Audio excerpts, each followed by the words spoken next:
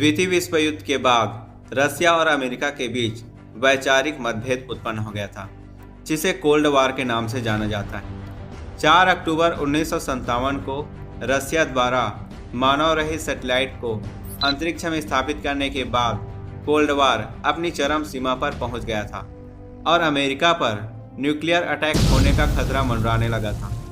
फरवरी 1958 को अमेरिकी सरकार ने अपने देश की मिलिट्री को टेक्नोलॉजी संपन्न बनाने व युद्ध के समय में कम्युनिकेशन सिस्टम को बरकरार रखने के लिए पेंटागन स्थित रक्षा विभाग के अंतर्गत अर्पा अर्थात एडवांस्ड रिसर्च प्रोजेक्ट एजेंसी का गठन किया। 1960 के दशक में रिसर्च कार्य के लिए प्रयुक्त की जाने वाली कंप्यूटर बहुत बड़ा व महंगा होता था, इसलिए यह केवल बड़ी ऑर्गेनाइजेशन व रिसर्च इंस्टीट्यूट के पास ही होती थी। ऐसे कंप्यूटर में एक टाइम में सिर्फ एक ही रिसर्चर अपनी ज़रूरत की फाइल को देख सकता था, लेकिन यदि पूरे रिसर्च टीम को कंप्यूटर में रखे अलग अलग फाइल को देखना होता था तो उसे वेट करना पड़ता था।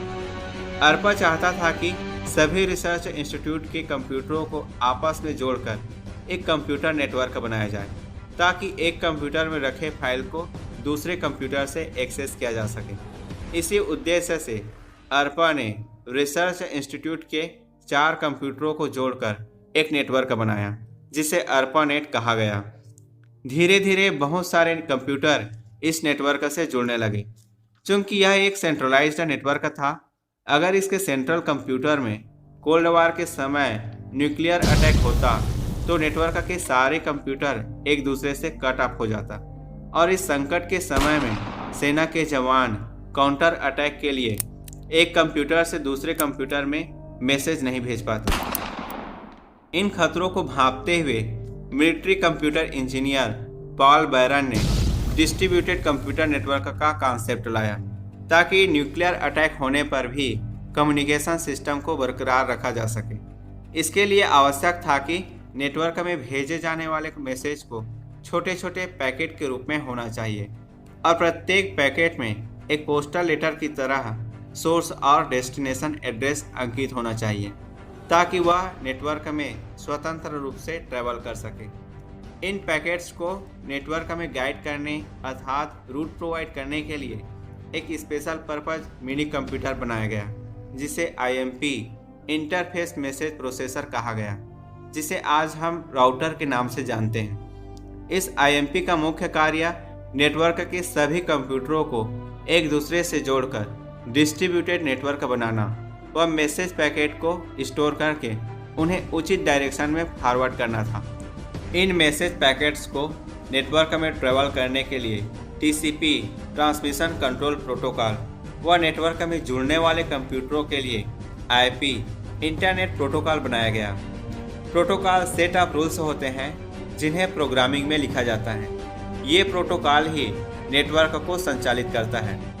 इंटरनेट प्रोटोकॉल के अंतर्गत नेटवर्क से जुड़ने वाले कंप्यूटरों को एक यूनिक नंबर प्रोवाइड किया जाता था, जिसे IP नंबर या IP एड्रेस कहते हैं। अर्पानेट डायरेक्टरी में कंप्यूटरों के IP एड्रेस व उसमें रखी फाइल का नाम अंकित रहता था।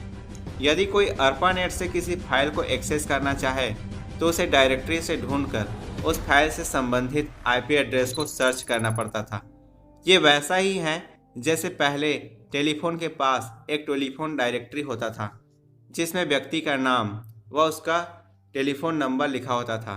जब किसी व्यक्ति को कॉल करना होता था तो उस व्यक्ति से संबंधित टेलीफोन नंबर को डायल करते थे। IP एड्रेस बहुत सारे नंबरों का समूह होने के कारण लोगों को इसे याद रखने में दिक्कतें होता था। इसीलिए प्रत्येक IP एड्रेस को एक यूनिक नाम दिया गया, जिसे डोमेन नेम कहा जाता है। डोमेन का अर्थ क्षेत्र होता है। जैसे youtube.com एक डोमेन नेम है, जो यह बतलाता है कि YouTube एक वीडियो शेयरिंग कमर्शियल क्षेत्र का वेबसाइट है। 1989 में British computer scientist Tim Berners-Lee ने सर्न स्विट्जरलैंड में रिसर्च फेलो के रूप में काम कर रहे थे। वहाँ हर तरह के कंप्यूटर थे जिन पर अलग अलग फॉर्मेट में सूचनाएं रखी जाती थी। टिम चाहता था कि कैसे इन सारी सूचनाओं को एक ही कंप्यूटर से एक्सेस किया जाए। इसी का हल सोचते सोचते उन्होंने 1990 में हाइपरटेक्स्ट के कॉन्सेप्ट से वर्ल्ड वाइड वेब तकनीक का आविष्कार कर लिया। 1990 के अंत में ARPANET को समाप्त कर इंटरनेट बना दिया गया। 1991 में वर्ल्ड वाइड वेब तकनीक को इंटरनेट में शामिल किया गया और धीरे धीरे यह पूरे विश्व में फैल गया।